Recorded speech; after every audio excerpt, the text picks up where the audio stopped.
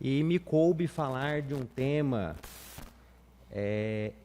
extremamente específico, que é a validade do espelhamento do WhatsApp como elemento de prova. Esse tema, aliás, todos os temas, só um breve contextualização, todos os temas que estão sendo ministrados neste curso promovido pela ESMAGES tem como referência uma obra, uma coletânea de artigos referentes de matérias atinentes ao crime de tráfico de drogas em geral. Esse tema especificamente, ele foi trazido para essa coletânea por uma promotora de Santa Catarina, doutora Alessandra Ávila. E por que eu estou fazendo essa breve contextualização? O artigo tratado nessa coletânea, ele é um artigo focado na jurisprudência, na jurisprudência do Superior Tribunal de Justiça. Ela trabalha basicamente 4 acórdãos do STJ para desenvolver o artigo.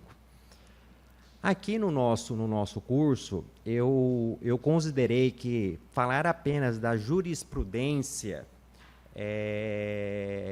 ficaria com baixa ou pouca quantidade dogmática para o nosso bate-papo. Então, por isso, na apresentação, eu estruturei a apresentação em 3 eixos. Um primeiro eixo, vamos estar falando sobre a dogmática da prova ilícita, especificamente as regras de exclusão de uma prova ilícita, mas não voltada ao direito brasileiro, porque no direito brasileiro já por mais sabido como que funciona o tratamento da prova ilícita. O que eu fiz aqui foi uma incursão no direito estadunidense. E por que eu fui no direito americano? Porque é o nosso berço no que se refere a essa matéria, prova ilícita, e principalmente porque no direito americano está havendo, neste momento, mudança de entendimento sobre como tratar, como excluir ou até quando excluir essa prova ilícita. E considerando que o direito americano, para nós, nesse tema, tem se mostrado como um direito pioneiro nesses assuntos, eu achei relevante percorrer brevemente o que está acontecendo no direito americano sobre o tratamento à prova ilícita. Vou falar rapidamente sobre a DPF 403, que tratou da possibilidade de decisão judicial suspendendo o funcionamento do WhatsApp, e aí abordarei especificamente a jurisprudência do STJ em relação à possibilidade do espelhamento do WhatsApp como elemento de prova. Eu queria desde logo deixar todos à vontade, fazerem perguntas, indagações, tanto aqueles que estão presencialmente aqui, quanto aqueles que estão nos acompanhando pela plataforma virtual. Então, comecemos. Quando falamos de prova ilícita, sempre, ou quase sempre, surge essa dicotomia entre o direito de provar, o direito à liberdade da prova, ou para alguns o direito a uma verdade real, embora seja utópico falar em verdade real, mas a busca por essa verdade real, e os direitos individuais fundamentais. Eu até coloquei o versus, né, destacado, porque boa parte das vezes há sim esse confronto entre os direitos fundamentais e o direito à prova. Isso acontece quando nós analisamos justa causa para uma busca domiciliar sem mandado judicial, por exemplo, sempre dá esse conflito, né, entre a produção dessa prova e o direito fundamental do cidadão à inviolabilidade do seu domicílio. E é lógico que o Estado, ele como defensor da legalidade, ele tem que seguir suas próprias regras na produção da prova, na persecução criminal. Dentro dessa temática, surge o que a doutrina chama de regra de exclusão da prova ilícita, né? E como eu antecipei, no que se refere às regras de exclusão da prova ilícita, eu vou fazer uma breve incursão no direito norte-americano para mostrar o que está acontecendo lá, porque talvez seja uma tendência para que aconteça no Brasil também. E o caso paradigma americano que trata atualmente das regras de exclusão da prova é o caso Estados Unidos versus Calandra, de 1974. E olha aqui que eu trouxe aqui a exposição da questão fática, até um outro parênteses. Eu particularmente, eu não gosto muito de slide. Eu fui professor por algum tempo, eu nunca gostei de slide. Mas para essa apresentação nossa, eu optei por usar os slides. Em alguns momentos, eu vou ler alguns trechos do slide para que tenhamos aqui um aproveitamento maior no que se refere à compreensão de todos os pormenores. Então, aqui, nesse caso, a questão fática desse caso, Estados Unidos versus Calandra, em 1974, tratava de uma investigação que apurava inicialmente apenas jogos de azar. Essa era a investigação, né, da Polícia Federal. E essa investigação ela surge a partir de denúncias anônimas, né? Anônimas porque não eram identificados, porque eram informantes do FBI.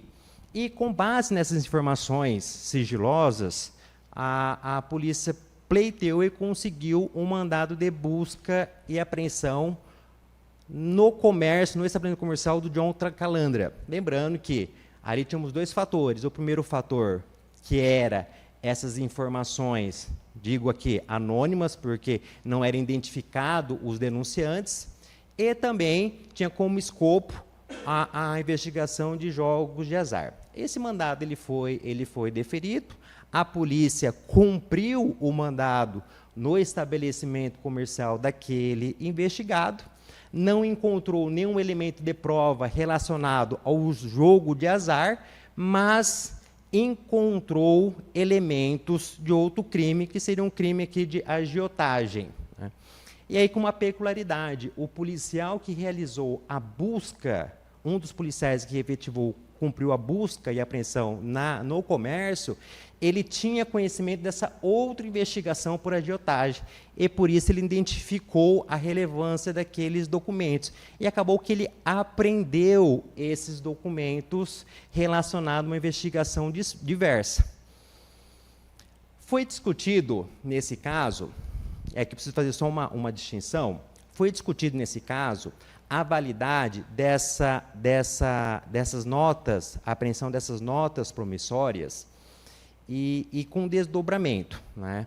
Porque quando ele foi chamado para explicar as notas promissórias, o investigado falou o seguinte: eu vou invocar aqui a emenda a quarta da Constituição dos Estados Unidos, que eu não vou falar nada sobre a apreensão dessas provas que são ilícitas.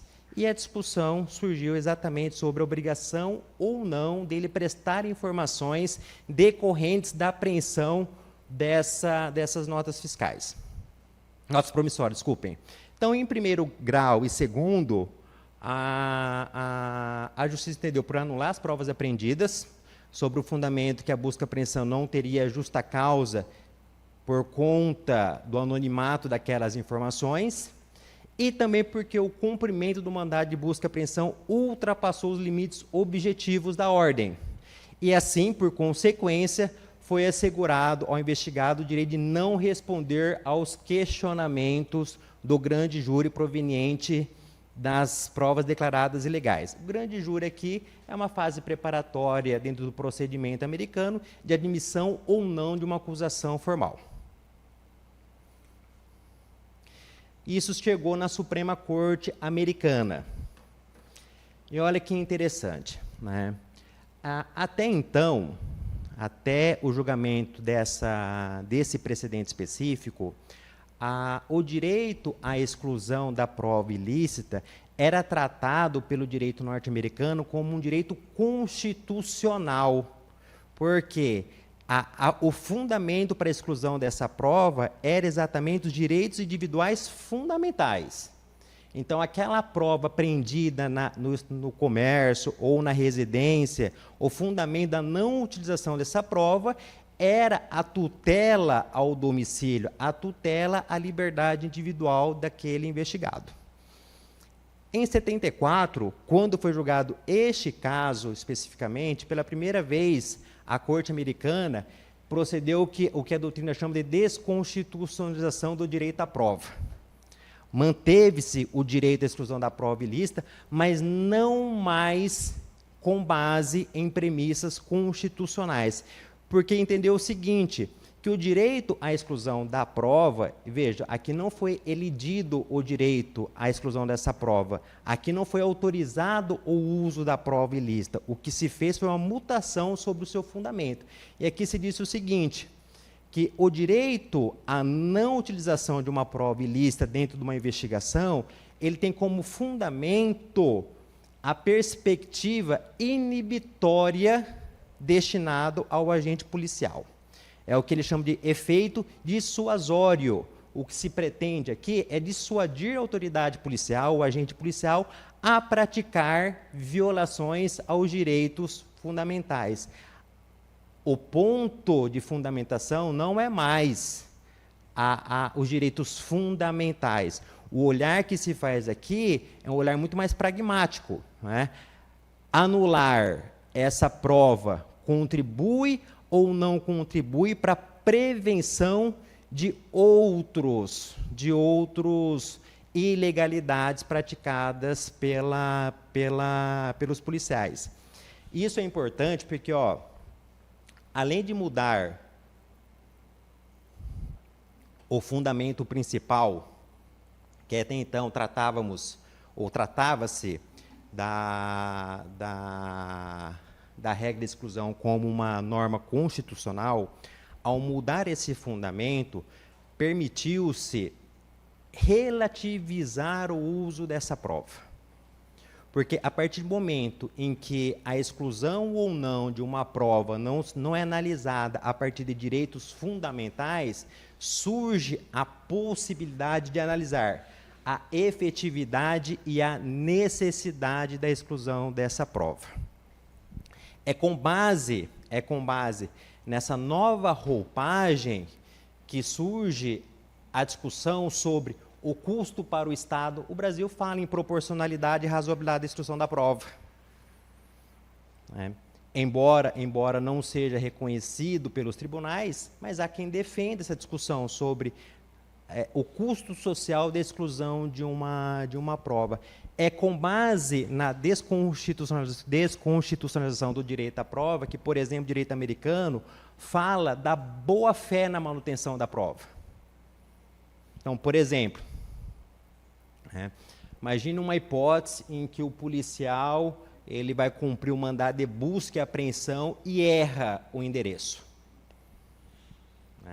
Ou a secretaria, por um equívoco, ou a decisão judicial por um equívoco, coloca o número da casa errado. E é cumprido o mandado em endereço errado.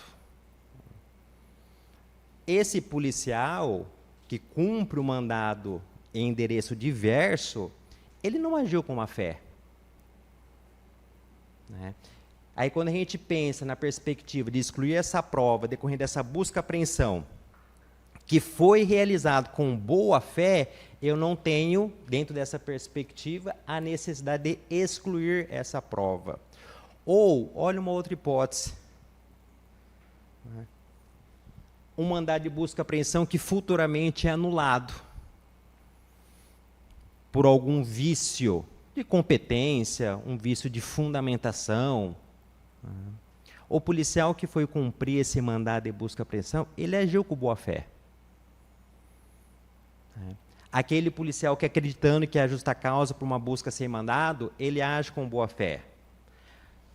Dentro dessa nova roupagem em que se analisa a necessidade ou não de exclusão dessa prova a partir de uma necessidade de prevenir e educar a polícia, essas diligências policiais, embora irregulares, mas pautadas em boa-fé, elas não são mais excluídas dentro do escopo probatório. No julgamento, o voto do juiz condutor, que é um juiz associado da Corte Americana, e aí fica só um registro interessante, esse juiz, Lewis Franklin, ele tem uma peculiaridade, porque lá na composição da Corte norte-americana, você tem o juiz-chefe, que é quem preside, e se eu falar alguma coisa, Vini, me corrige, né? Temos o juiz-chefe, que é o juiz que preside, e lá não há eleição, lá em antiguidade não tem rotatividade do juiz-chefe, e todos os outros são chamados de juízes auxiliares, ou associados. Tá? Esse juiz, Lewis Franklin, ele tem uma peculiaridade, porque a primeira vez que ele foi convidado para compor a Corte norte-americana, ele recusou a nomeação, ele não quis compor, e assim, embora eu tenha dito que é uma peculiaridade, mas na verdade sim, há vários precedentes no direito norte-americano de juristas que não quiseram compor a Corte Suprema norte-americana.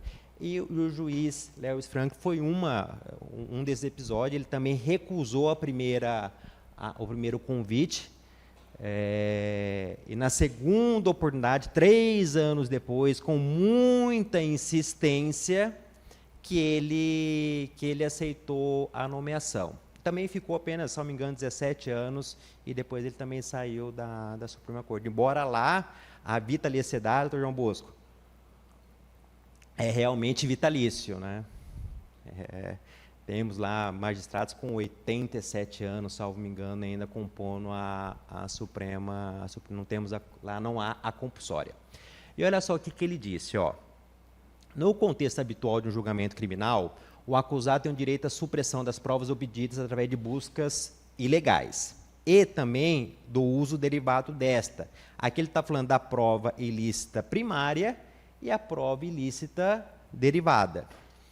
A proibição do uso da regra deve atingir este derivado, uma vez que seu objetivo é deter má conduta policial. Ele está falando o seguinte, ó, a contaminação, ela se estende inclusive à prova derivada.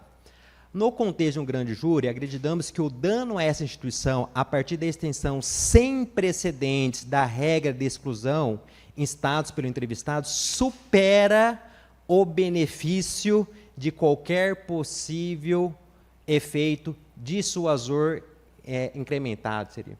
Então, o que ele está dizendo aqui? Ele está trazendo uma regra de ponderação. Ó, eu vou perder mais tirando essa prova do que mantendo-a. E aí, dentro dessa ponderação, por maioria, a Suprema Corte Americana, pela primeira vez, afastou as normas constitucionais para trazer a análise da validade do uso de uma prova reconhecida ilegal, porque a prova foi reconhecida como ilegal. A discussão não era se essa prova era legal ou não. A apreensão foi considerada ilegal. O que se discutia é a extensão dos efeitos disso. E aqui se entendeu que, embora a prova originária fosse ilegal, reconhecidamente ilegal, esse investigado estava obrigado a responder às perguntas que derivaram dessa apreensão reconhecidamente ilícita. Algum questionamento, pessoal? A denúncia indireta, porque ele passa de ilegal para legal, mas não determinado. A apreensão ela foi mantida como ilegal, né, por duas premissas ali: a falta de justa causa e o extrapolamento objetivo do mandado. Então, a busca, aquelas notas promissórias, a apreensão, elas foram consideradas ilegais e foi mantida a ilegalidade. A discussão que subjacente era sobre as provas derivadas ou obrigações derivadas, porque aqui o que se discutia é se esse investigado ele era ou não era obrigado a responder questionamentos decorrentes dessa apreensão ilegal. Né? primeiras instâncias, tudo reconheceu essa desobrigação baseada na emenda 4ª da Constituição americana, e a Suprema Corte que decotou e falou, não, né, aqui eu vou fazer um juízo de ponderação, e nessa ponderação eu entendo que é mais importante eu olhar para o procedimento do grande júri do que dar preponderância ao direito desse investigado. Desembargador, se eu considerar que eu posso utilizar essa prova já declarada ilícita no processo penal, qual seria a relevância dessa decisão judicial que a declarou nula? Aqui está falando aqui de uma peculiaridade do direito americano, mas vamos tentar devagar sobre qual que é a teoria, o defeito dissuasório, né? Porque até então o critério de definição do uso ou não dessa prova, e só para deixar bem claro, aqui no caso Calandra, o que se discutiu era o uso da prova derivada, não da prova principal. Não se questionou a ilegalidade da apreensão. A apreensão ela foi considerada ilegal e, portanto, inutilizável. A discussão era no remanescente, no que derivava, tá? E a partir do momento em que esse precedente fala que não vai utilizar normas constitucionais para definir o uso ou não de uma prova ilícita por derivação, e sim utilizar o efeito dissuasório, né, o critério que se utiliza é se manter ou não, se é necessário excluir essa prova para dissuadir a polícia. Porque, do contrário, se a exclusão dessa prova não contribui para a prevenção de novas ilegalidades pela polícia, não há necessidade, né? A doutrina fala, inclusive, o seguinte, que, para o efeito dissuasórios, meios alternativos seriam mais eficientes do que a exclusão da prova. Quais são esses meios alternativos? Corregedoria da polícia, né? Eventuais processos judiciais contra esse policial. Então, o que se busca na definição do critério, né, é até que ponto é necessário excluir essa prova para prevenir outras práticas ilegais. Não sei se eu consegui responder. Sim, entendi. Mas no direito brasileiro, essa discussão não existe. Tá? Aqui, de forma bem resumida, até porque não é esse bate-papo aqui sobre regra de exclusão é muito mais um aquecimento para a gente entrar especificamente no nosso tema, que é o espelhamento do WhatsApp. Porque no direito brasileiro, lembrando assim, não é a nossa pauta hoje, mas o que nós temos para o momento, pelo menos, é isso, né? Uma norma constitucional, deixando bem claro que não se admite o uso de provas obtidas por meios ilícitos, e a Constituição ela não desmembrou o que a doutrina classifica de prova ilícita e prova ilegítima, embora penso eu que teria relevância esse desmembramento, até porque o tratamento, pelo menos para grande parte da doutrina, o tratamento dado para a prova ilegítima seria diferente do tratamento dado para a prova ilícita.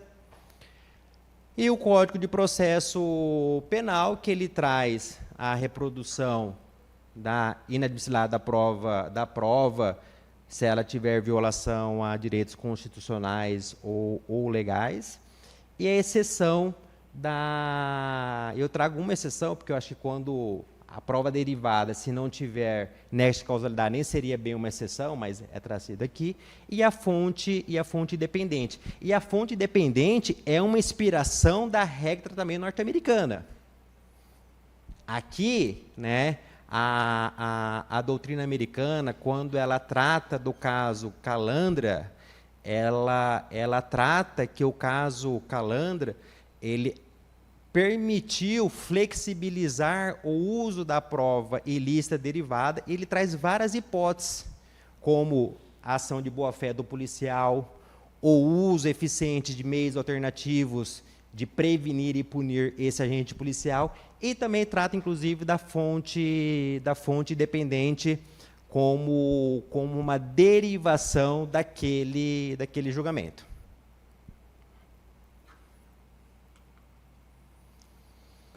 Agora, começando a nossa abordagem de hoje. É muito importante a gente analisar o WhatsApp dentro do escopo da investigação criminal, sobretudo porque o WhatsApp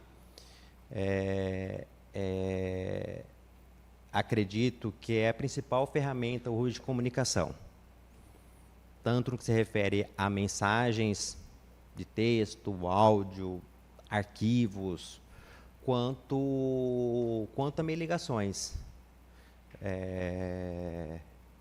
Isso não só no Brasil, no mundo inteiro, o WhatsApp, acredito que seja a principal ferramenta de comunicação.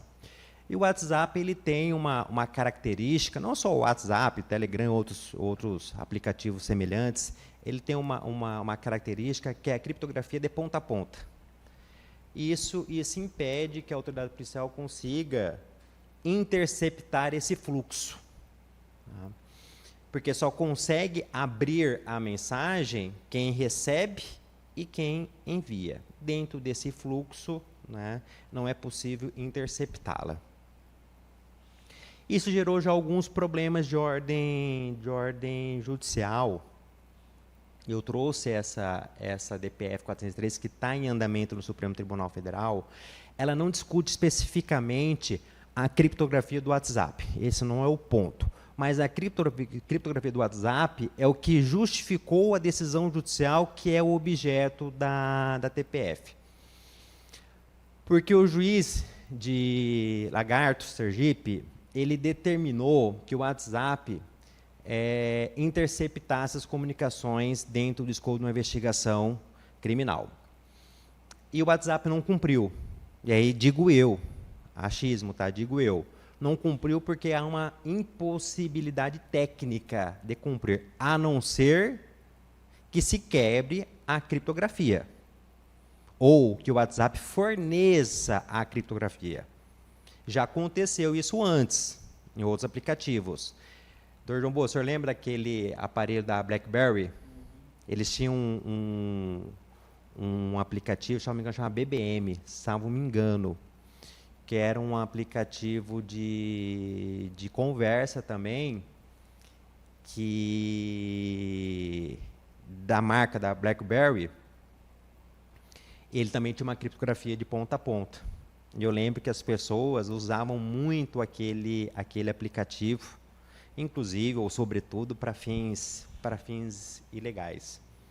Até que um dia houve eu não sei falar se foi voluntário ou foi judicial, mas a BlackBerry forneceu o código para descodificar essas mensagens. E aí o interessante é que houve um delay entre o momento em que se quebrou a criptografia até o momento em que os criminosos souberam que não era mais seguro conversar pelo aquele aplicativo. Então, eu lembro de uma investigação específica em que eles conversando pelo BBM, pelo aplicativo, achando que tinha uma criptografia de ponta a ponta, era um crime de tráfico, uma investigação de tráfico, eles falavam tudo. Né? Estou mandando tantos quilos aí e tal, não sei o quê, paga no Pix, era conta bancária na época, paga na conta bancária tal, aí o cara, não, eu tô aqui no estacionamento, meu carro é um carro tal, modelo tal, placa tal. E aí ele mandava, deposita na minha conta com o CPF, né? Manda no meu CPF, tal, tudo. Né? Então, aqui no WhatsApp, hoje temos uma criptografia de ponta a ponta que do ponto de vista técnico, impede que haja efetivamente essa interceptação. E lógico que a interceptação é diferente da gravação, mas impede que haja uma interceptação feita pelo Estado. Mas penso eu que em algum momento esse código para descodificar as mensagens ela pode ser eventualmente fornecida voluntária ou por uma ordem judicial. Então, aqui houve o descumprimento pelo WhatsApp, a ordem do juiz que determinava a interceptação das mensagens do WhatsApp. Por não ter sido cumprida essa ordem, o juiz determinou a suspensão do WhatsApp em todo o território brasileiro. Se não me engano, foi 2018, 2017, não me lembro exatamente o ano. E o Supremo, numa DPF, que foi proposta por um partido político, ele concedeu a liminar, não entrou na questão específica da obrigatoriedade do WhatsApp interceptar ou fornecer meios para interceptar essas mensagens, mas ele acabou concedendo a essa liminar para que não houvesse por hora nenhuma ordem judicial no sentido de suspender totalmente o serviço do WhatsApp. E atualmente essa DPF ela aguarda a continuidade de julgamento, depois no pedido de vista do ministro Alexandre de Moraes. E agora vamos falar dos precedentes, especificamente dos precedentes do Superior Tribunal de Justiça que tratam da possibilidade ou não do espelhamento do WhatsApp como elemento de prova. O primeiro julgado que se tem notícia sobre esse tema é um julgamento de 2018 da 6ª turma do Superior Tribunal de Justiça, que a relatora foi Melissa Laurita Vaz. E ela, naquela oportunidade, ela considerou ilegal o uso dessa prova. E vamos ver quais são os fundamentos. Mas antes, olha só. Esse RHC da Laurita Vaz, ele é proveniente, ele é extraído desse habeas corpus do Tribunal de Santa Catarina. E penso eu, palpito aqui também de novo, que a promotora que escreve esse artigo na coletânea de drogas, ela é de Santa Catarina. Então, talvez isso tenha motivado ela, por uma proximidade com o caso, a ter escrito aquele artigo. E olha só, lá em Santa Catarina, o tribunal entendeu o seguinte: como se vê, bem cuidou o legislador, atendo ao vertiginoso aprimoramento tecnológico que perspassa a modernidade, de conferir ao citado dispositivo legal conformação textual permeável a tais mudanças, e aí eu fiz o acréscimo, que é a lei de interceptação telefônica, de modo que esse foi abarcado não apenas a transmissão de voz humana por aparelho de comunicação à distância, como também aquela realizada por outros meios, entre eles a escrita. Então, o tribunal aqui, em sede de habeas corpus, entendeu que a prova derivada do espelhamento do WhatsApp é uma prova válida. Ele deu uma amplitude ao artigo 1º.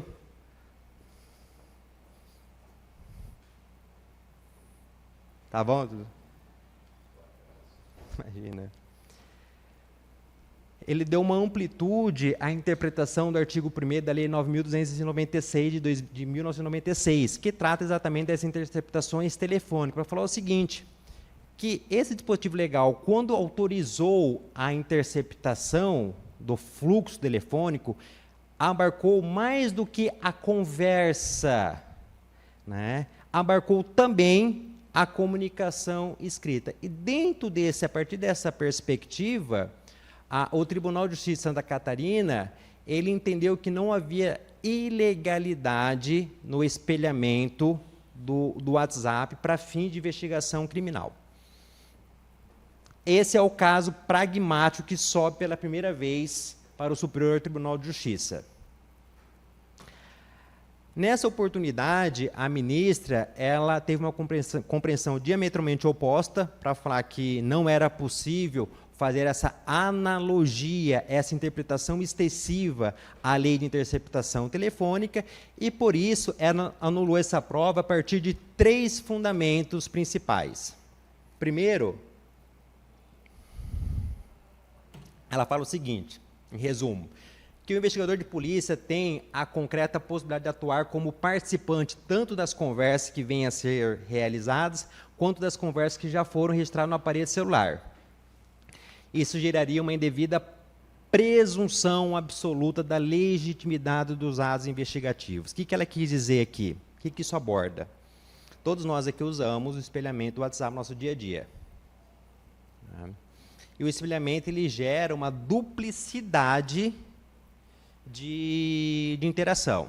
Então, aquele que está acessando o WhatsApp por espelhamento, ele consegue enviar mensagens, ele consegue excluir mensagens e consegue olhar mensagens antigas antes do espelhamento. Tá? E essa inclusão ou exclusão de mensagens, ela não deixa registro dentro da plataforma. Então, isso geraria aqui, na perspectiva do julgamento, uma impossibilidade de impugnação a essa prova. Essa prova não seria mais refutável para a defesa. Por isso que é mencionado essa presunção absoluta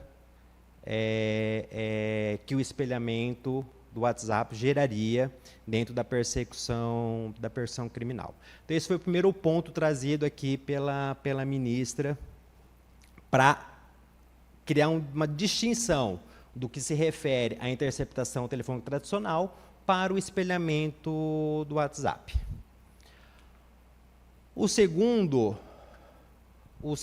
ponto, que eu até antecipei, ela fala o seguinte, que diferente do que ocorre na interceptação telefônica, o espelhamento ele geraria um efeito retroativo, porque permitiria o acesso amplo e restrito de qualquer comunicação, mesmo anterior à autorização judicial de espelhamento. Isso é um fato, né? Mas como também é um fato que a quebra do sigilo bancário abre informações que antecedem a ordem judicial. Como também é um fato que a quebra de dados telefônicos ou dados telemáticos também mostram dados que antecedem a ordem judicial. Mas foi pontuado esse segundo fundamento. E o terceiro fundamento, ele fala o seguinte, né? Ela explica que, diferente do que ocorre na interceptação telefônica, e todo o eixo de discussão desse primeiro julgamento no nome do Superior Tribunal de Justiça, ele gira em torno da aplicação ou não da lei de interceptação telefônica como fundamento válido ou não para autorizar o espelhamento do WhatsApp. E aí o terceiro fundamento, ela diz o seguinte, que diferente do que acontece na interceptação telefônica, para que se efetive o espelhamento do WhatsApp, seria necessário apreender o celular, fazer o espelhamento e depois devolver o celular, e ela diz, sem informar para o investigado que houve o espelhamento, ou até mesmo fazer uma informação falsa que nada foi dito. Aqui, embora não foi mencionado, aqui eu penso que ela quis caminhar para uma questão moral da investigação, né? Da autoridade policial entregar o celular sem informar que aquele celular estava espelhado o aplicativo de WhatsApp. Mas ela utilizou esses fundamentos para justificar a não utilização dessa prova para fins de persecução criminal. Pessoal, alguma dúvida? Badurez, auxilie aí, porque senão daqui a pouco acaba os slides. Aqui de Madurez, brevemente eu só falei um pouquinho sobre as regras de exclusão de prova ilícita, voltada para o direito norte-americano, mostrando o que está acontecendo no direito estadunidense, a relativização do uso da prova derivado, que não acontece no Brasil, mas lá já tem um movimento avançado sobre isso, o reflexo que isso gera no Brasil, sobretudo, porque temos uma forte influência sofrida pelo direito norte-americano. Fiz um retrato bem resumido do escopo normativo da prova ilícita no Brasil, né? Falei da DPF 403, que suspendeu a possibilidade de suspender o uso do WhatsApp no Brasil, porque houve decisões judiciais que suspendeu em todo o território o aplicativo, e agora o Supremo, por hora, não conclui o julgamento, mas já disse em sede liminar que não é possível suspender, porque aquela TPF ela foi motivada por uma decisão judicial em que o juiz determinou que o WhatsApp quebrasse a criptografia, e o WhatsApp não quebrou, e por isso o juiz suspendeu em todo o Brasil. E a DPF não discute especificamente a quebra da criptografia do WhatsApp, mas discute a possibilidade de suspender nacionalmente o aplicativo. E agora estamos falando, né, dos precedentes do artigo da professora, da promotora Alessandra Abra, que é a que escreve o capítulo daquele livro referência do nosso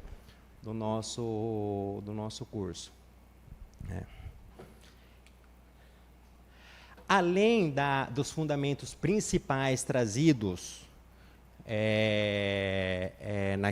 nesse precedente, no RHC 99735, outros 3 fundamentos adicionais foram utilizados. O primeiro seria a ausência de prova nova, porque nesse caso específico, era uma investigação de tráfico, associação ao tráfico, corrupção, e esse inquérito que motivou a medida, esse inquérito tinha sido arquivado, né, e ele foi desarquivado 4 meses depois, sem nenhum fato novo. Então, esse foi um fundamento adicional. O segundo fundamento adicional foi a ausência de indícios de participação e autoria daquele investigado. E o terceiro foi o excesso do período de espelhamento, que foi fixado por 60 dias, incompatível, inclusive, com a lei de interceptação telefônica. Mas esses eram fundamentos adicionais. Esse segundo julgamento do Superior Tribunal de Justiça, já na relatoria agora do Neves Cordeiro, também em 6ª turma, esse precedente ele não trouxe nada de inovador, até porque esse precedente ele é proveniente de um agravo regimental, porque inicialmente o ministro tinha improvido um recurso do Ministério Público, tá? E depois, em agravo regimental, já posteriormente ao precedente da Laurita Faes, que naquela oportunidade ele também compôs a 6ª turma, naquele precedente da 6ª turma, ele acabou reformando a sua própria decisão para aplicar aquilo que tinha sido decidido, nos mesmos fundamentos, não é? Que não se aplicava a lei de interceptação telefônica para fim de espelhamento do WhatsApp. E aqui começa a nova compreensão do STJ sobre o uso dessa prova. Tá? Em 2023, a 5ª turma do Superior Tribunal de Justiça, ele, em uma mudança, não digo nem mudança, na verdade, porque até então os precedentes eram todos da 6ª, e agora a 5ª turma, não tenho informação, não encontrei nada que tenha sido decidido pela 3ª sessão, e, como diz Rodrigo Curvo, na sessão com C cedilha, eu não encontrei nada na 3ª sessão que trata sobre o tema, mas a 5ª turma, ela entendeu de forma diferente da 6ª turma, e compreendeu que seria válida a prova pedida via espelhamento de WhatsApp. Esse precedente, esse primeiro precedente, vem do TJ de Minas Gerais.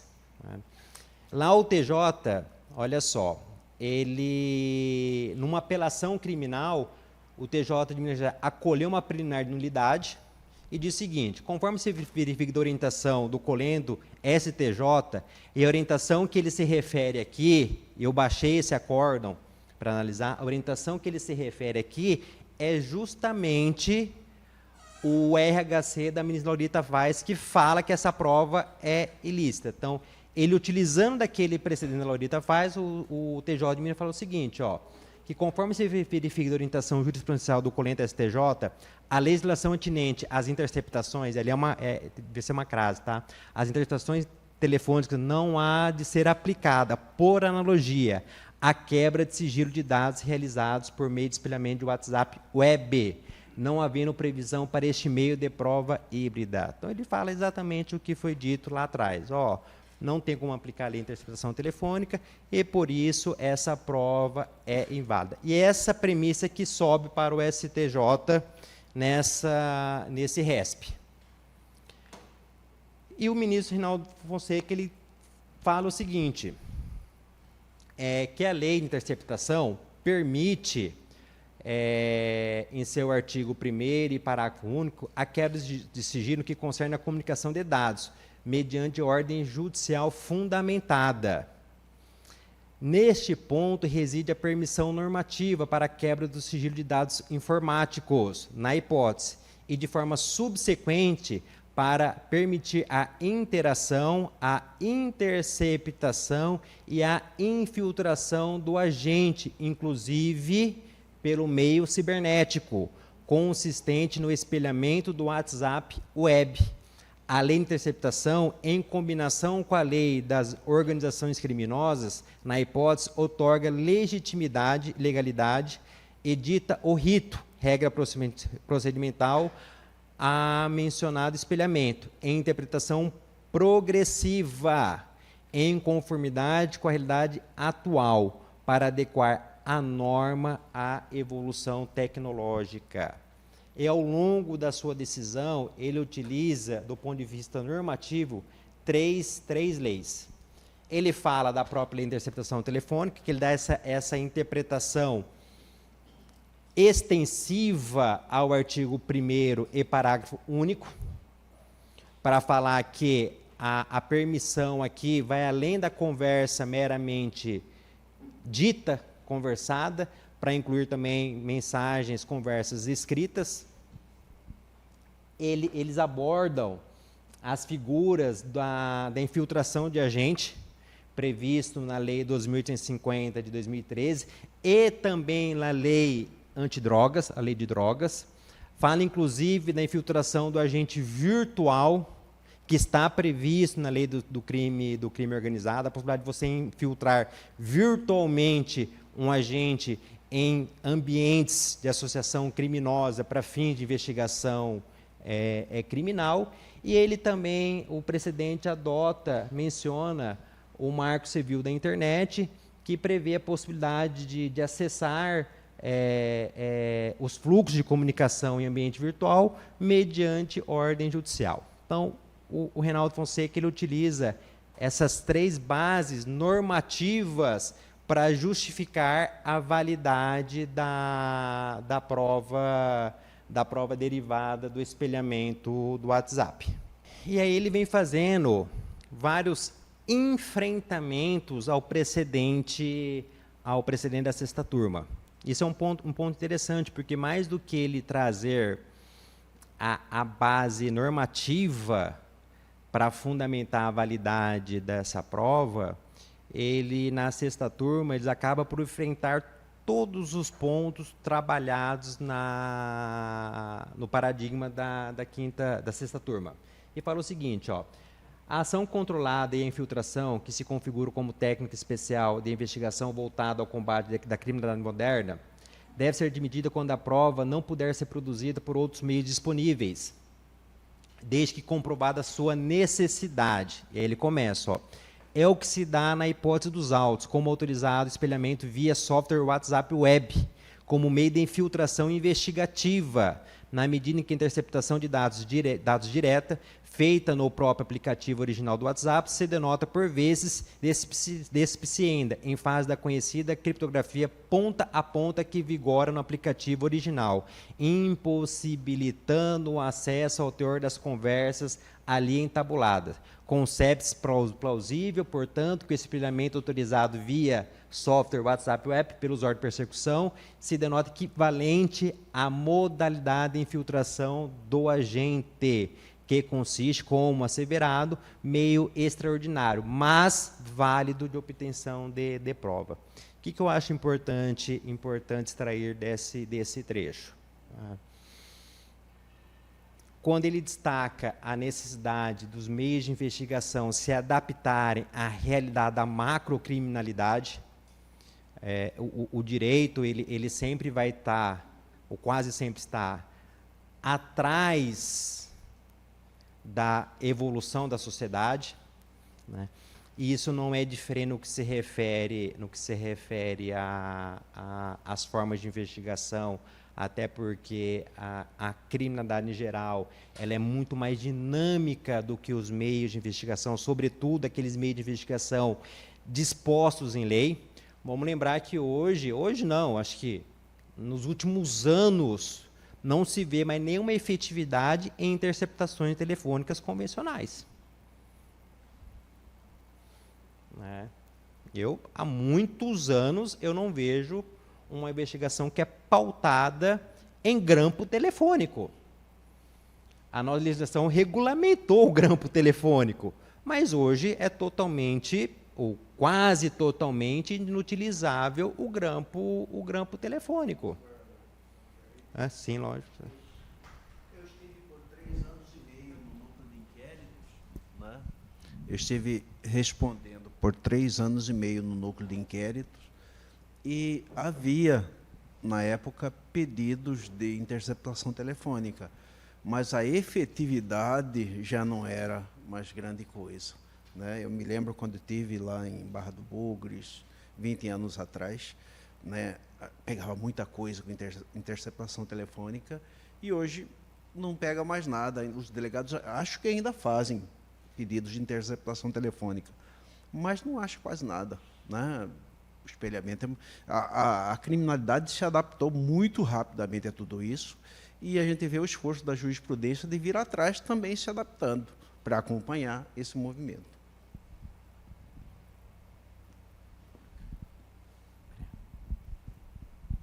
Sem dúvida, o grampo telefônico, há muitos anos eu também não vejo uma investigação baseada no grampo telefônico, não vejo. E a gente tem que valorizar, enquanto integrante do sistema de justiça, nós temos que valorizar a prova técnica. Hoje, o nosso sistema de investigação, ele interfere no nosso sistema judicial, fazendo essa separação, tá? Fazendo a separação de investigação e ação penal. O nosso sistema de investigação ele é muito pautado na prova testemunhal. Precisamos valorizar muito mais a prova técnica, que é uma prova muito mais confiável. Então, na medida em que outras formas, outros ambientes estão sendo utilizados para a prática delitiva, é necessário que a investigação se adapte também rapidamente a essa nova realidade. Até porque, vamos lembrar que no Brasil vigora um princípio da liberdade probatória. Desde que essa prova não viole os costumes, não viole valores constitucionais, essa prova ela pode ser produzida, né? Então, o espelhamento do WhatsApp, e aqui o ministro quis dizer isso, a necessidade de se adaptar os métodos investigativos à nova realidade, é justamente nessa perspectiva de que o sistema de investigação tem que, né, correr atrás, tem que buscar outros meios. E ele usa como analogia a modalidade da infiltração do agente. Eles vão ver que no outro slide, inclusive, ele aborda sobre isso, porque a ministra Laurita Tavares, em 2018, quando ela afasta a possibilidade de uso dessa forma de investigação, ela aborda, ainda que não textualmente, mas ela dá a entender que o espelhamento não poderia ser utilizado como prova válida no processo penal por uma questão moral. Porque para se efetivar esse espelhamento, naquele momento, para se efetivar o espelhamento, era necessário apreender previamente o celular e devolver para o investigado sem fazer menção ao espelhamento do WhatsApp. E eu estou dizendo, naquele momento era necessário, porque eu tenho dúvida, e se alguém souber explicar, eu tenho dúvida se ainda hoje é necessário aprender o celular para fazer espelhamento. Tá? Eu não sei se algum colega aqui tem essa informação. Eu digo isso porque os precedentes todos falam, não é que eles falam na necessidade de espelhamento. Os precedentes que são abordados nesse material, em todos eles houve a apreensão do celular e depois o espelhamento. Mas foi dito por alguns policiais para mim que hoje não é necessário mais a apreensão. Seria possível espelhar, tá? Seria possível espelhar o WhatsApp sem prévia apreensão do aparelho. Não sei se seria possível. Penso que se for possível espelhar sem fazer se é possível espelhar sem fazer a prévia apreensão do celular, dentro daquela linha que nós estávamos falando sobre a evolução dos métodos investigativos, fica até mesmo sem sentido, né? Aprender é muito mais interessante dentro do escopo de uma investigação a quebra da nuvem, né? A quebra de dados telemáticos e o espelhamento, sem a necessária apreensão desse aparelho. Gostaria que fosse esperar autorização legislativa para cada ato de adaptação. Seria um processo muito lento, por isso que a gente teve o movimento da jurisprudência em acompanhar. Porque o crime organizado se adapta independentemente. Porque assim, até o legislador chegar no WhatsApp, já vamos ter outras ferramentas de comunicação. E vamos lembrar que o WhatsApp é uma plataforma que não está sediada no Brasil. Né? Então temos até uma questão de responsabilidade pelo cumprimento das ordens judiciais, porque é o que aconteceu na decisão que motivou a DPF. Né? Até antecipo que está já próximo de concluir os slides. Então eu acho que é mais 1h, 40 minutos no máximo para a gente encerrar esse módulo. E chegou duas perguntas chegaram. Uma que está diretamente relacionado ao tema e outra que ela circunda o tema. Então essa que está diretamente relacionada ao tema, eu vou trazer já para esse momento, que eu acho que vai ajudar a compreensão da nossa exposição. Está perguntando o seguinte, Jailton Rodrigues Lopes. Ele pergunta o seguinte, como se daria o controle judicial da prova obtida por meio de espelhamento de WhatsApp web, sobretudo ante a flagrante possibilidade de manipulação deste instrumento probatório? Não haveria, no caso, uma inequívoca possibilidade de quebra de cadeia de custódia, afinal, qualquer investigador ou operador poderia incluir ou mesmo excluir qualquer mensagem? Não seria um risco para o devido processo legal que esse tipo de prova passasse a ser regra no nosso sistema penal? Olha só, acho que o questionamento dele percorre dois temas importantes. A possibilidade de inclusão e exclusão de mensagem, como eu tinha antecipado, isso é típico do espelhamento, e a discussão sobre a cadeia de custódia dessa prova. Quanto à possibilidade de inclusão ou exclusão de mensagem, realmente é possível na ferramenta do espelhamento que aquele usuário, que nós estamos a falar do policial que está acessando o WhatsApp da pessoa investigada via espelhamento, é possível que esse policial realmente envie mensagem ou exclua mensagens. Isso não vai deixar rastro, né? Segundo, pelo menos, o que é informado naquilo que eu consegui compreender e acessar. Realmente não é rastreável essa inclusão ou exclusão dessa prova. Inclusive, essa impossibilidade de refutar a inclusão ou exclusão de mensagem que levou, naquele primeiro momento, o Superior Tribunal de Justiça como um dos fundamentos a considerar essa prova ilícita pela irrefutabilidade do espelhamento. Aí agora digo eu, o que eu penso, né? A possibilidade de inclusão ou exclusão de uma mensagem na via de espelhamento, isso tem que ser interpretado dentro do escopo da valoração da prova. Tá? Em que sentido? Se dentro de inúmeras mensagens eu tenho apenas uma aleatória, em que o remetente confessa um crime e depois esse investigado nega o envio dessa mensagem, então eu vou analisar isso do escopo do valor dessa prova. Mas eu discordo de refutar a possibilidade do espelhamento apenas diante da possibilidade da inclusão ou exclusão. Até porque, se trabalharmos essa premissa, a gente parte da premissa de que a polícia está agindo com má fé. E eu já penso que aí tem um equívoco do ponto de partida. Pode haver manipulações? Óbvio que pode, é uma realidade também. Eu não posso tratar como regra uma manipulação de conversas.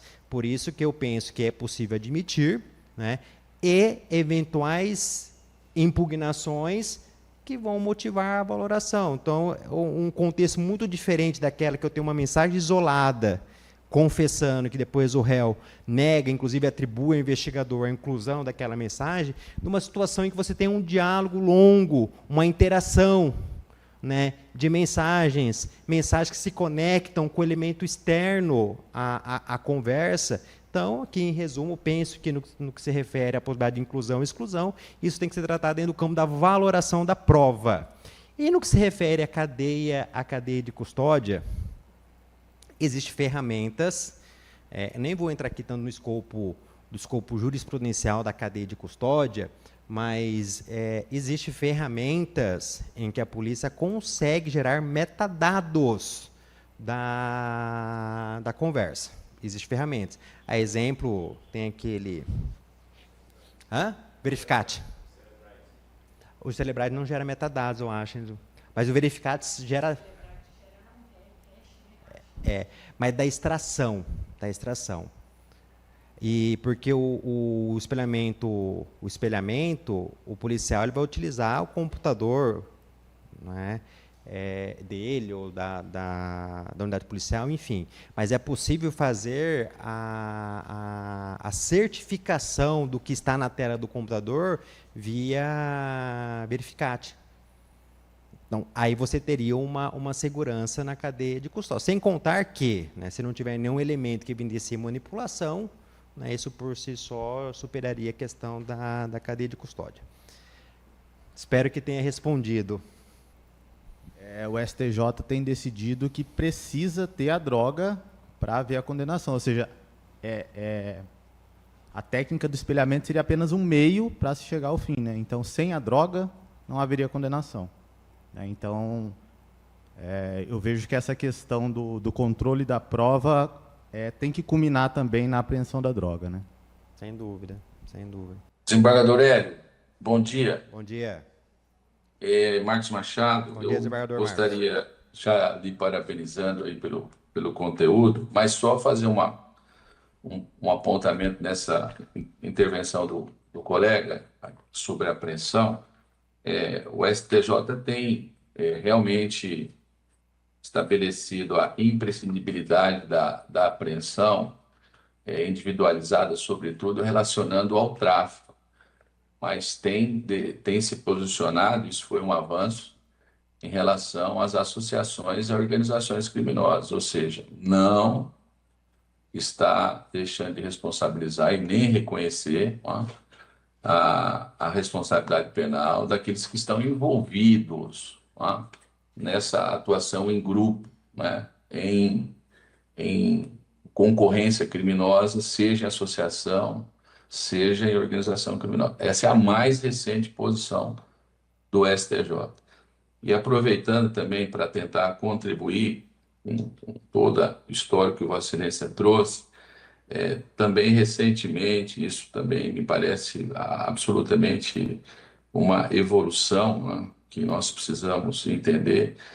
O ministro Mesodi Azulay, ele decidiu agora, praticamente no mês de abril, né, entendendo em relação a aparelhos celulares, né, em estabelecimentos prisionais, como um ato absolutamente ilícito, não havendo, portanto, direito ao sigilo, independentemente do momento da apreensão, se posse com autorização prévia, né? E deixando claro que a proteção desse sigilo de comunicações não se aplicava, né, a esse contexto de posse dentro do sistema, né? É uma vertente, né, que dispensa, inclusive, a autorização judicial. Bom, muito obrigado aí pela oportunidade. Estou aqui acompanhando. Vereador Marcos. Complementando essa questão ainda da refutabilidade da conversa, acho que para dar um fechamento sobre isso, o que se refere à questão do tráfico, acho que bem pontuado, né, a apreensão da droga, isso para o artigo 33, né, a apreensão da droga, do entorpecente associada à conversa, acho que ele diria qualquer questionamento maior sobre a confiabilidade da conversa, em eventual impugnação quanto à veracidade. Mas eu acho que o ponto central é compreender que essas conversas, elas, se houver essa impugnação, e é provável que haja uma impugnação, ao argumento de que houve a inclusão de mensagem que não era realmente de autoria do investigado, ou a exclusão de mensagens que poderiam favorecer o investigado, eu acho que isso tem que ser interpretado associado com elementos externos. Aí, como foi o exemplo da questão do tráfico, a apreensão de uma droga, mas poderia ser outra, porque a jurisprudência TJ, embora que nós estamos falando em um ambiente de crime de tráfico de droga, ela não se restringe à admissão do uso da ferramenta do espelhamento ao crime de tráfico, né? O que se desenhou para o momento, eu digo que se desenhou para o momento por conta da ausência de previsão legislativa, mas o que se desenhou para o momento é a necessidade que isso seja utilizado dentro do escopo de investigações de organizações criminosas, né? Então, tratando de organização criminosa, seria admitido o espelhamento. Então, a gente parou, antes do intervalo, falando sobre o primeiro fundamento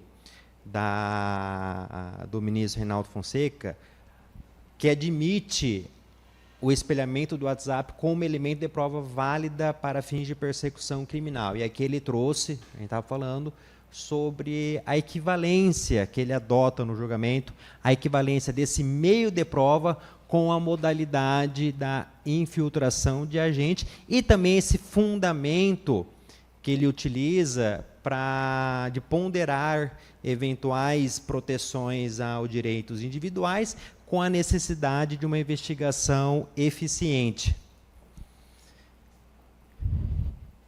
E aí prossegue, eu tinha antecipado, antes do intervalo, que essa inovação, eu tratando de inovação, embora sejam turmas diferentes, mas a quinta turma, além de divergir do ponto central, que é a possibilidade de aplicar a lei de interceptação telefônica de forma extensiva para contemplar o espelhamento do WhatsApp, associado a essa fundamentação normativa a outros dispositivos legais, eles também fazem o enfrentamento dos pontos principais do julgamento da sexta turma.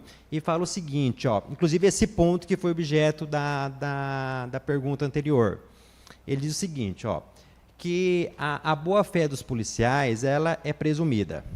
Ele tem toda uma fundamentação sobre isso, que aqui eu resumi em presunção, e por óbvio que essa presunção ela é relativa, né? Uma presunção relativa da boa-fé dos policiais. E aí ele começa dizendo o seguinte, que naquele caso não houve comprovação de qualquer adulteração no decorrer probatório. Nenhum elemento veio aos autos a demonstrar que houve adulteração da prova, alteração na ordem cronológica dos diálogos, ou mesmo interferência de quem quer que seja, a ponto de validar a prova, salvo, naturalmente, eventual ingerência e interação que decorre da atuação na ação controlada e na condição de agente infiltrado, aqui reconhecida, não podendo referida e verdade ser presumida.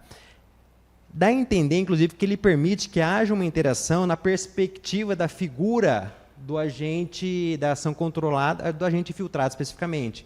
Aqui não se encontra isso, né? Mas parece que ele, inclusive, permite que haja, se for uma infiltração autorizada judicialmente, que aquele que está utilizando, está dentro do grupo, ele possa interagir sem macular essa prova.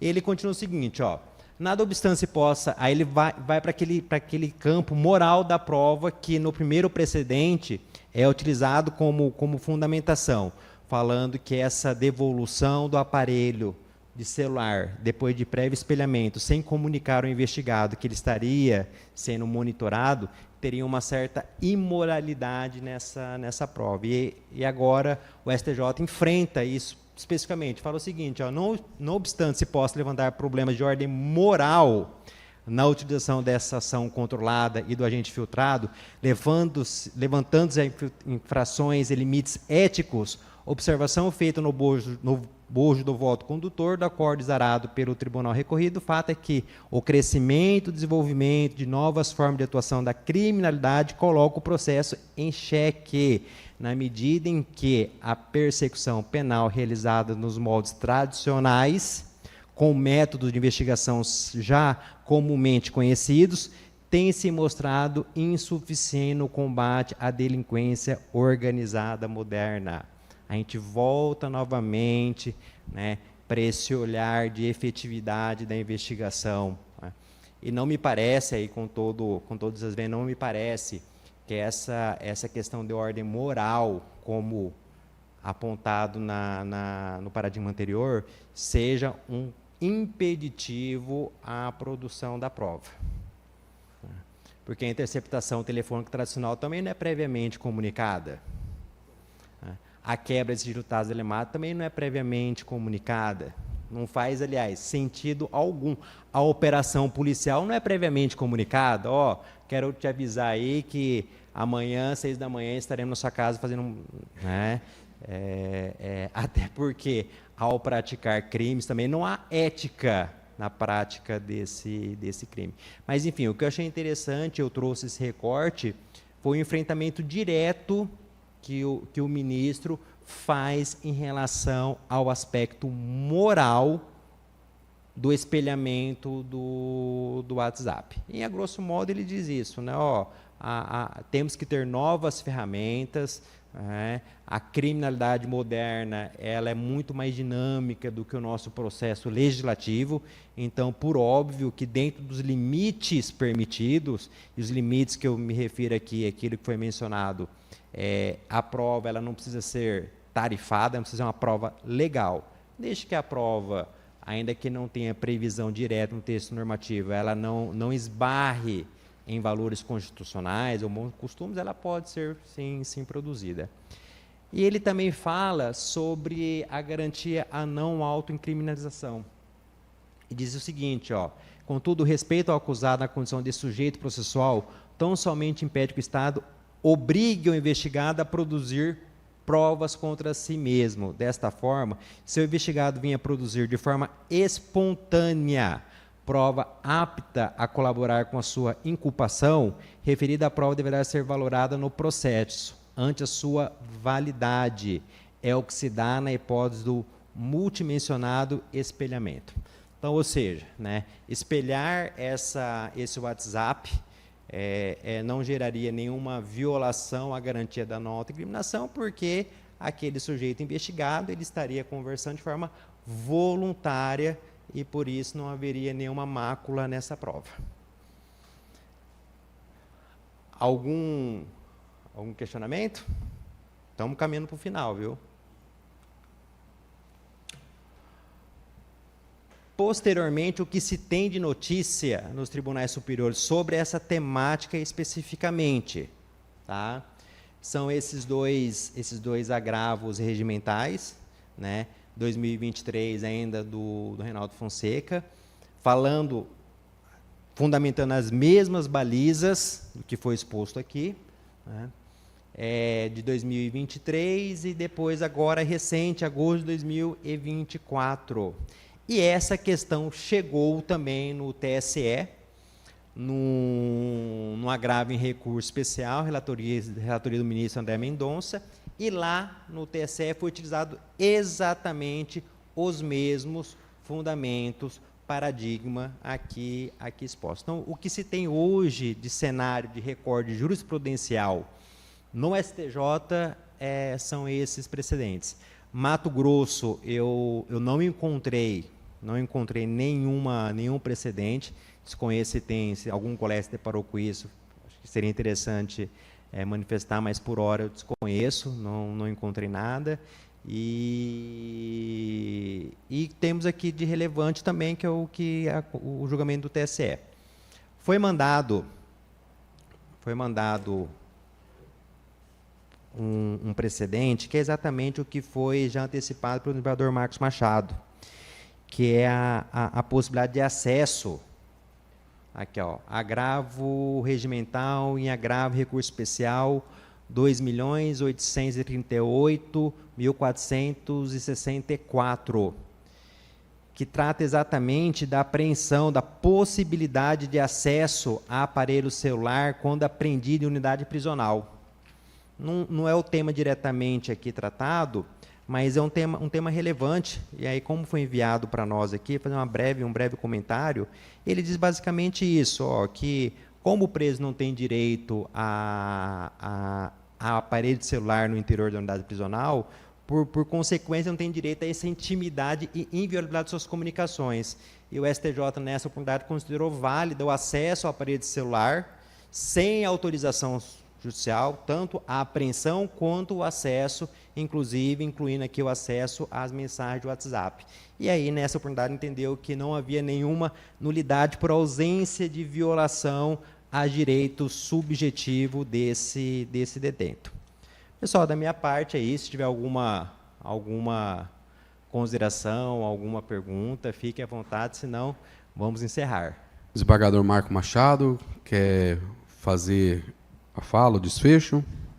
Sim, eu, na verdade, quero agradecer, né? Vejo aí também o desembargador Wesley Lacerda sempre prestigiando presencialmente os nossos encontros. Agradecer o desembargador Hélio Schema por se dispor, né, a desafiar esse tema e trazer não só um conteúdo doutrinário, com direito comparado, né, como estudioso que é, e a linha jurisprudencial. O que importa para nós, e aí eu acredito que tanto o desembargador Hélio como o desembargador Wesley entende assim, é a formação da nossa jurisprudência, né, o pensamento que nós temos que ter em relação, né, à nossa realidade, né?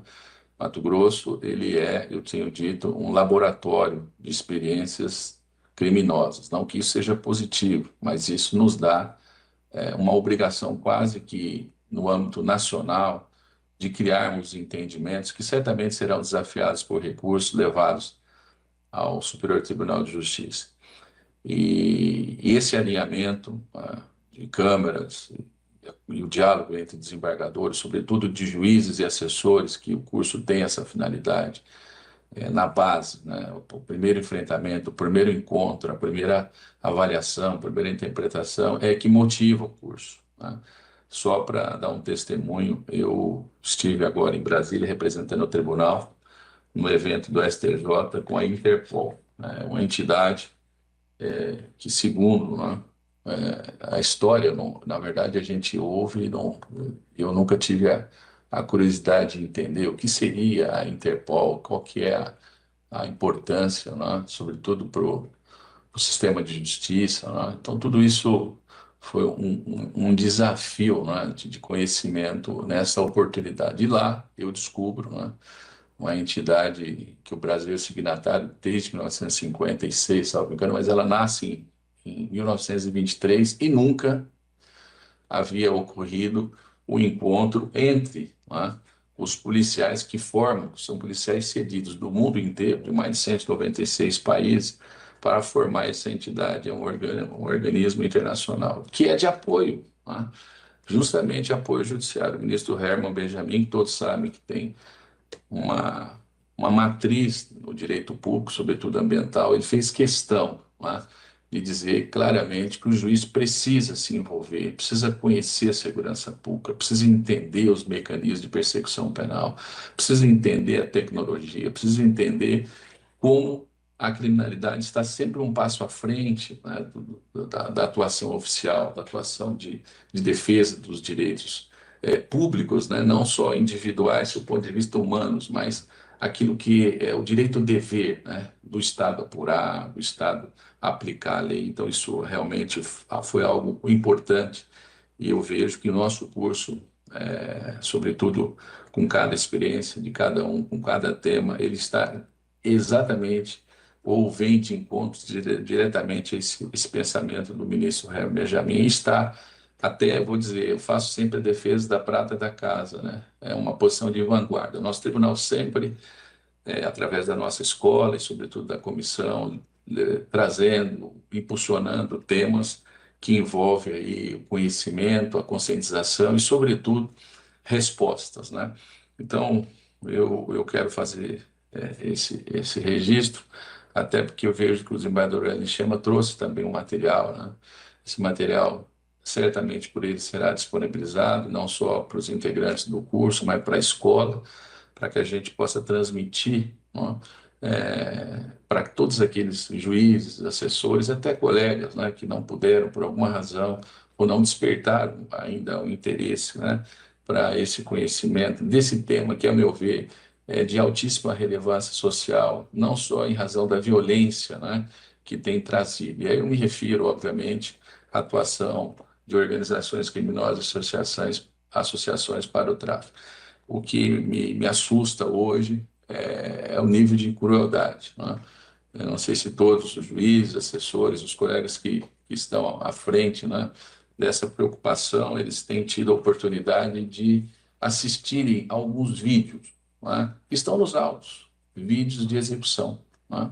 Execução de usuários, execução de traficantes que querem sair da organização ou por alguma razão não cumpriram, né, as determinações. Então, isso tudo me assusta muito. Então, a exemplo do tema de hoje, que nós estamos buscando o valor da prova, a importância da prova, que é justamente advinda da tecnologia, advinda do meio, né, que não sempre é possível de ser alcançado pela atuação persecutória, como, repito, está sempre à frente, né? Está sempre a tecnologia, o uso da tecnologia, os mecanismos de autodefesa. O sujeito vem aprender o celular, ele destrói o celular, joga na fossa séptica, né? Lança no rio, ou seja, o policial fica olhando o que fazer com aquele ato, né? E aí, não tem prova, né? Não aprendeu o celular. Então, tudo isso é importante que nós entendamos para dentro do que é possível alcançar, né? O que é materializável, qual é a interpretação mais adequada. E eu gostei muito, desembargador Hélio, só para fechar, essa posição norte-americana, né? Quando faz a ponderação do direito individual. Nós temos no nosso país, e é importante, né, porque uma conquista universal dos direitos humanos, a valorização do direito individual, isso é indiscutível. Né? Hoje, inclusive, é uma linha defendida pelo ministro Ricardo Lewandowski para aprovar a PEC, né, a PEC do Sistema de Segurança Pública, deixando claro que é um fortalecimento da atuação da polícia, mas respeitando os direitos humanos. Ninguém discute isso. Eu quero saber na hora de realmente se apurar o interesse coletivo, o interesse da sociedade. Se nós vamos continuar nesse alinhamento, dizendo, olha, é um direito individual e por isso não se discute, é absoluto. Então, o norte-americano ele tem essa racionalidade, né? Nós, latinos, vamos pela emoção, vamos até pelo calor de algumas discussões, mas a racionalidade do britânico, do irlandês, que fez, né, o povo norte-americano, essa consciência norte-americana, ela deixa claro o seguinte: espera aí, qual que é o interesse maior, né? Então, eu acho que nós precisamos buscar, porque o tema em si, ele não envolve uma ocorrência no nosso direito brasileiro, não. A rede mundial de computadores, as redes sociais, a tecnologia avançada, ela está no mundo, ela está em todos os países que estão evoluindo a busca da melhor aplicação da lei penal, da evolução, do aperfeiçoamento da persecução penal. Então, você fazer acento, né, comparativo, onde já se interpretou, já se alcançou, digamos, no resultado prático, isso é muito importante. E por isso, o meu agradecimento. Obrigado, desembargador Marcos Machado. E já para concluir, quero agradecer a Smages pelo suporte, pela organização, agradecer e parabenizar também a comissão de drogas, nas pessoas aqui do nosso coordenador, nosso presidente, o desembargador Wesley, e também do desembargador Marcos Machado, são dois que capitaneiam essa importante comissão, que além de agrupar magistrados de todo o Estado, ela promove uma qualificação desses juízes a partir de debate, temas relevantes. E o tema escolhido aqui que me coube falar, ainda que seja específico em relação ao espelhamento, na verdade ele traz um questionamento muito mais ampliado, que é a questão das provas digitais. Aqui fazendo uma breve diferenciação do que é um crime digital e uma prova digital, a grande maioria hoje dos crimes, em alguma medida, são descobertos a partir de investigações que permeiam o ambiente cibernético. Homicídios são esclarecidos a partir de quebra de dados telemáticos. Por exemplo, aqui estamos a tratar de crimes de tráfico de drogas que são descobertos a partir de espelhamento de WhatsApp. E a tecnologia, ela é cada vez mais frequente no nosso dia a dia. Só que é frequente no nosso dia a dia, mas também frequentes, né, na macrocriminalidade. Eu digo macro porque hoje, acho que o grande desafio do sistema de justiça é enfrentar a grande criminalidade, não mais o criminoso individual, né, mas olhar as grandes organizações criminosas. Então, a escolha desse tema pela organização, pela comissão, pela Smages, penso que é algo relevante para realmente a gente ampliar o nosso pensamento sobre essa temática. Eu defendo muito que o Tribunal de Justiça de Mato Grosso, de todos os outros estados, não deve ser um tribunal meramente de passagem, um tribunal meramente de aplicação de jurisprudência. Óbvio que a jurisprudência é um norte, é um guia, deve ser observado, mas há um universo de situações que não estão regulamentadas e a justiça tem que enfrentar.